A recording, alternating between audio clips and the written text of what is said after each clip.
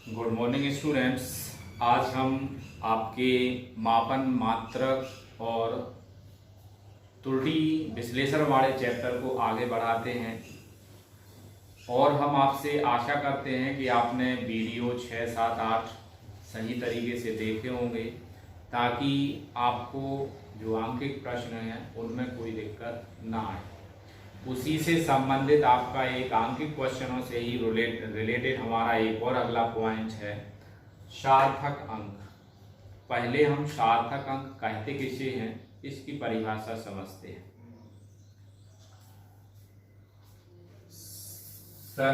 सार्थक अंक significant figure किसी भौतिक राशि को यथार्थता पूर्वक व्यक्त करने के लिए प्रयुक्त अंकों की संख्या को सार्थक अंक कहते हैं।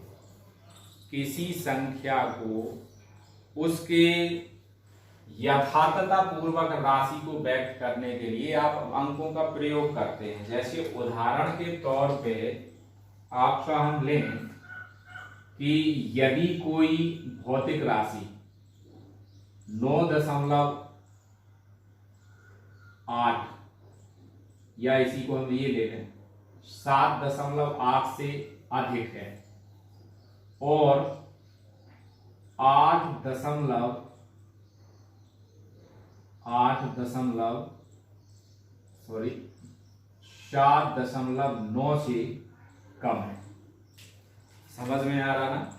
यदि उदाहरण के तौर पे लेते हैं, यदि कोई संख्या 7.8 से अधिक है और 7.9 से कम है तो इसका मतलब हमें समझने के लिए आप जानते हैं कि हम स्केल में इस भौतिक राशि को व्यक्त नहीं कर पाएंगे।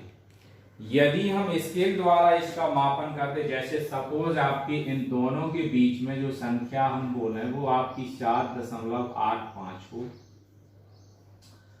अब आप इस मापन कितना करना है हमें 7.85, मतलब 7.8 से अधिक है और 7.9 से कम है।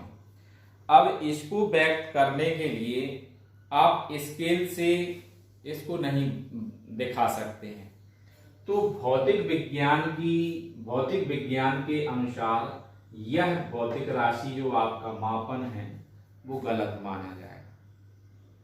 या तो आप उस भौतिक राशि को 7.8 के रूप में रिप्रेजेंट करेंगे या 7.9 के, क्योंकि एक सेपरेट नंबर दशमलव के एक अंक तक ही हम उसका मापन कर सकते हैं।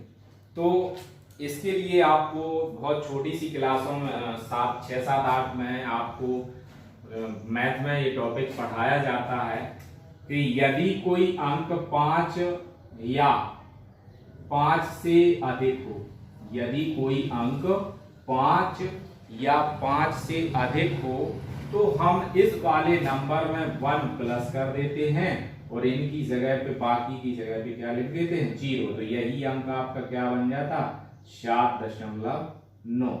तो यही आपका क्या हो गया था, एक शुद्ध अंक प्राप्त हो जाता, मतलब एक यथार्थता पूर्वक शुद्ध राशि व्यक्त हो जाती। तो ये आपका सार्थक अंक कहलाता है। अब सार्थक अंक को आप आगे व्यक्त करने के लिए हम इसके नियमों को समझते हैं। जैसे हम हेडिंग क्या लिखेंगे, आप सार्थक अंक आपको समझ में आ गया। दूसरी हेडिंग है आपकी किसी संख्या में सार्थक अंक ज्ञात करें। पहला पॉइंट, सभी आशून्य अंक का मतलब है उसमें शून्य ना हो, अर्थात 1, 2, 3, 4, 9 सार्थक अंक हैं। तो उदाहरण के रूप में यदि आप इसको समझना चाहें, जैसे 3, 2, 5.25 इसमें आपसे सार्थक अंक कहा जाता है तो आप लिखेंगे सार्थक अंक बराबर 1, 2, 3, 4, 5। तो कितने सार्थक अंक हो जाएंगे 5 हो जाएंगे। समझ में आ गया ना, बताइए। अब इसके आगे आप कोई और नंबर लेते हैं, जैसे 4, 5, 3, 2.13। तो इसको काउंट करके कितने सार्थक अंक होंगे? 1 2 3 4 5 6। तो कितने सार्थक अंक हो गए? 6। तो आपको पहला पॉइंट समझ में आ गया। अब देखते हैं हम दूसरा पॉइंट। दो आशून्य अंकों के बीच के सभी शून्य सार्थक अंक होते हैं। आप इसको पॉइंट को सही से देखेंगे। दो आशून्य, आशून्य का मतलब आपका है कि वो शून्य ना हो। तो उदाहरण देखते हैं यहाँ, जैसे 25.003। तो इसमें कितने सार्थक अंक होंगे? 1 2 3 4 5 6। तो कितने सार्थक अंक हो गए? 6। दो आशून्य, तो देखो 5 और 3 आशून्य अंक हो गए, और इनके बीच में क्या रख दिए? शून्य अंक। तो उनकी काउंटिंग हो गई। इसी प्रकार जैसे आप अगला उदाहरण है 4.0005। तो कितने सार्थक अंक हो जाएंगे? 1 2 3 4 5। तो कितने सार्थक अंक हो गए? 5। इसके बाद हम थर्ड पॉइंट पे आते हैं। दशमलव बिंदु के पूर्व यदि कोई आशून्य अंक ना हो तो दशमलव बिंदु के तुरंत बाद के शून्यों को छोड़कर संख्या में सभी अंक सार्थक अंक होंगे। उदाहरण लेते हैं। उदाहरण जैसे इन्होंने उदाहरण में क्या कहा? 0 पॉइंट दशमलव यदि पूर्व कोई शून्य ना हो। तो दशमलव के दो पहले कोई शून्य आशून्य अंक तो नहीं है, मतलब शून्य है। इसके बाद 0 0 3 2 5 लिखा। तो उन्होंने कहा दशमलव के पूर्व आशून्य अंक ना हो, नहीं है। उसके तुरंत बाद क्या हो? आपके शून्य हो। तो 1 2 शून्य है, को छोड़कर संख्या में सभी अंक सार्थक अंक होंगे। तो यही आपके सार्थक अंक 1 2 3। अगला उदाहरण देखिए, 0.0003 लिया हमने और 1 ले लिया। अब इसमें सार्थक अंक कहा तो 1 और 2 सार्थक अंक, क्योंकि पहले वाले ना तो 0 हमें काउंट करना है, ना ही उनसे कोई मतलब है हमें। तो सार्थक अंक इसमें कितने हो रहे हैं? 3। इसमें कितने हो रहे हैं आपके? 2। इसके बाद यदि दशमलव बिंदु के पूर्व कोई आशून्य अंक हो, तो उदाहरण में जैसे आपका अगला उदाहरण देंगे, उन्होंने क्या कहा? आपका दशमलव के पूर्व कोई आशून्य अंक हो, जैसे 2 हो गया, और दशमलव बिंदु के तुरंत बाद सभी शून्य सार्थक अंक होते हैं। तो दशमलव के तुरंत बाद जैसे आपके दशमलव लगा 0 0 3, तो ये कितने सार्थक अंक हो जाएंगे? इसमें 1 2 3 4। तो ये आपको फोर्थ पॉइंट भी समझ में आ गया होगा। इसके आगे यदि हम और लें उदाहरण के रूप में 3.00006, तो बराबर में 1 2 3 4 5 और 6। एक और ले लो, आप कंफ्यूज होंगे। एक और यहाँ पे क्या कर देते हैं? 6 कर देते हैं। तो 1 2 3 4 5 6 7। तो कितने सार्थक अंक होंगे? 7। तो आप इसका स्क्रीनशॉट लेकर के तो इसको अपनी कॉपी में नोट कर लें, और इसी को हमें लर्न करना। आगे 2 पॉइंट हैं, उनको फिर समझाते हैं हम। पहले आप इनका स्क्रीनशॉट ले लीजिए।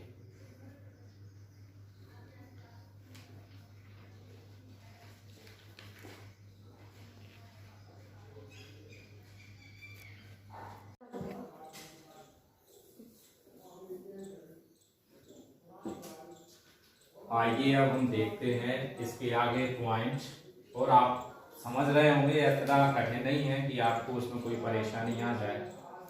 जैसे 5th पॉइंट हमारा है, दशमलव बिंदु के दाईं ओर किसी आशून्य अंक के बाद शून्य सार्थक अंक होते हैं। तो इसको आपको ध्यान रखना। पॉइंट नंबर 5 है। जैसे उदाहरण के तौर पर लें 7.3040, इसमें सार्थक अंक दशमलव बिंदु के दाईं ओर, तो ये दाईं ओर है शून्य आशून्य अंकों के बाद, आशून्य 3 4 6, इनके देखो बाद में क्या आ रहा है आपके? शून्य आ रहा है। तो सबकी काउंटिंग 1 2, तो काउंटिंग कीजिए 1 2 3 4 5 6। तो कितने सार्थक अंक हुए इसमें? 6। इसके पश्चात जैसे आप कोई और उदाहरण लेना चाहते हैं, जैसे आप उदाहरण के तौर पे हम ले सकते हैं अगला 0.6940।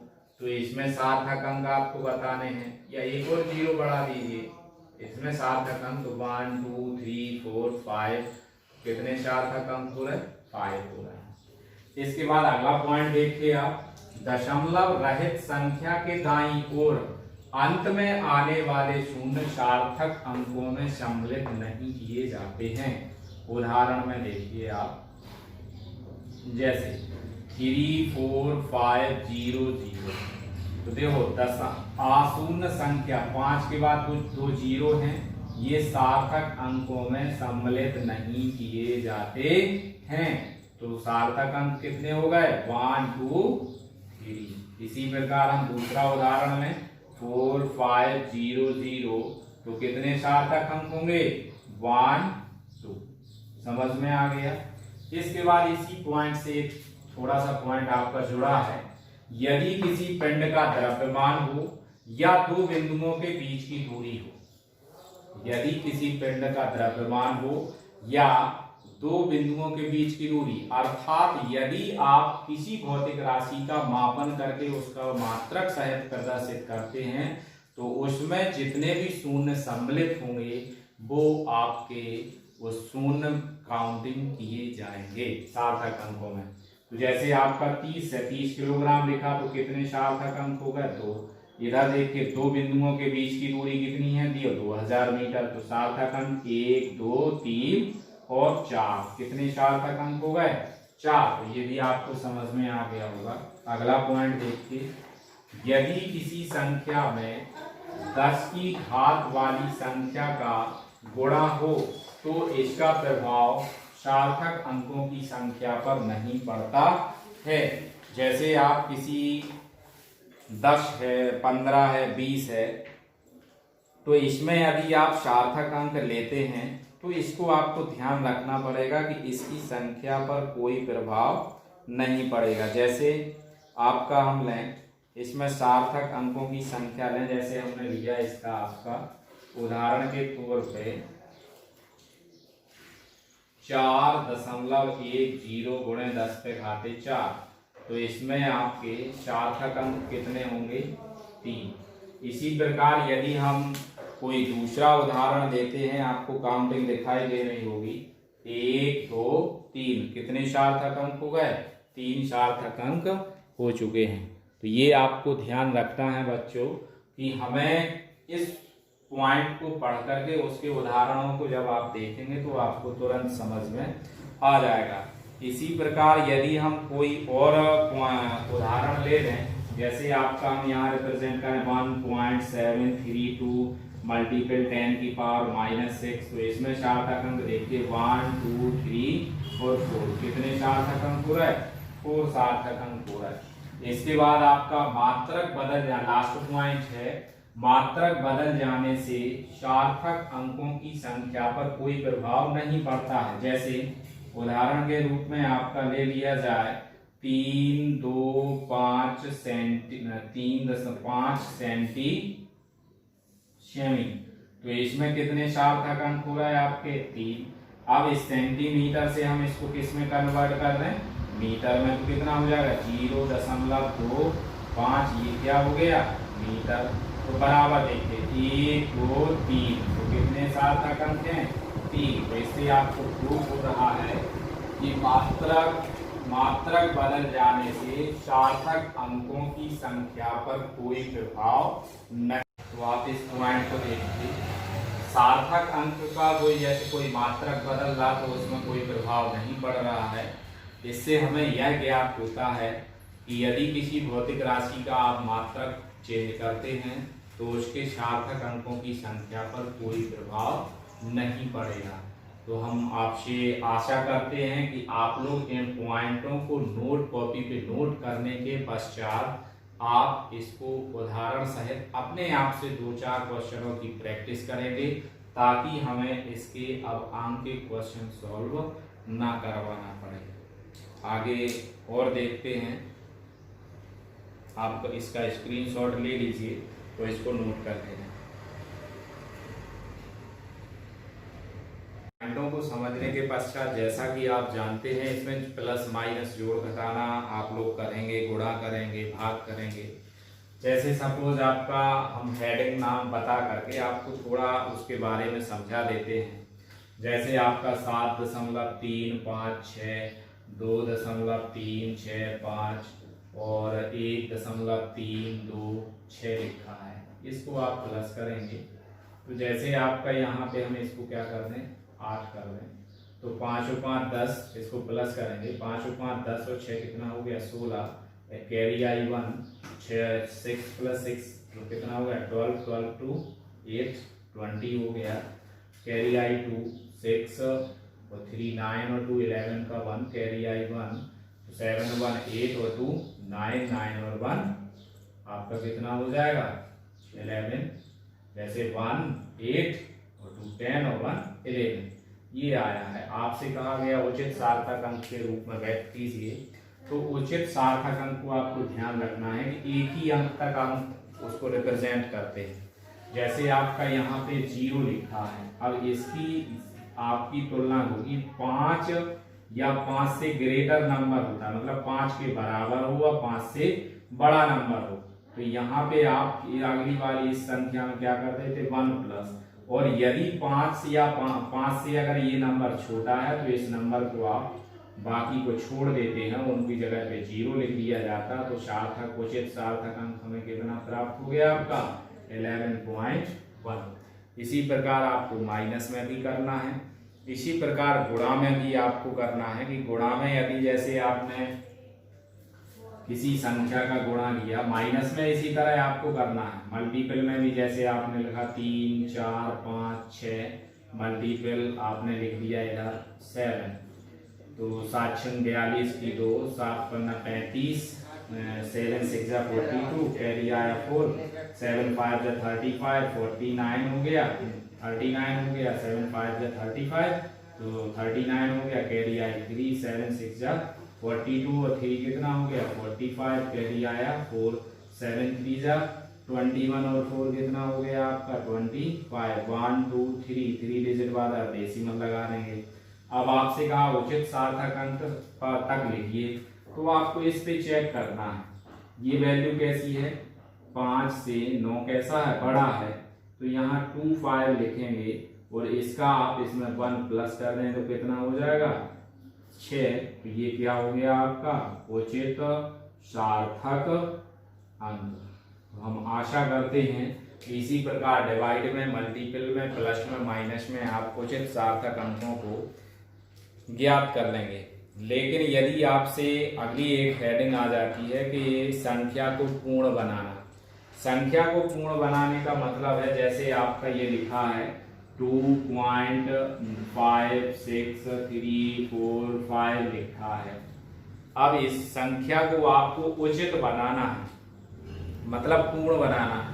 तो पूर्ण बनाने के लिए आप सभी जानते हैं कि यदि आपकी भौतिक राशि, हम विज्ञान में अगर इसकी कल्पना करते हैं भौतिक विज्ञान में, तो आपका एक अंक ही दशमलव के बाद रहता है, तो आपको इसको ध्यान रखना है। अब हम विचार किस पे करेंगे, 6 पे। 6 आपका 5 से कैसा नंबर हो रहा है, बड़ा है, तो यहाँ इसकी जगह इन सभी की जगह क्या रख देंगे आप 0 और 5 को क्या कर देंगे 1 प्लस कर देंगे, तो यही उचित सार्थक अंक कितना हो जाएगा 2.6। तो आपको ये भी समझ में आ गया होगा कि यदि कोई संख्या लिखी हुई है और उस संख्या को पूर्ण बनाना है तो पूर्ण बनाने के लिए आपको 1 डिजिट तक लिखना पड़ेगा। इसके बाद आपका एक पॉइंट और आ जाता है चरघातांकी संकेत और परिमाण की कोटि। हेडिंग लिखे दे रहे हैं हम, चरघातांकी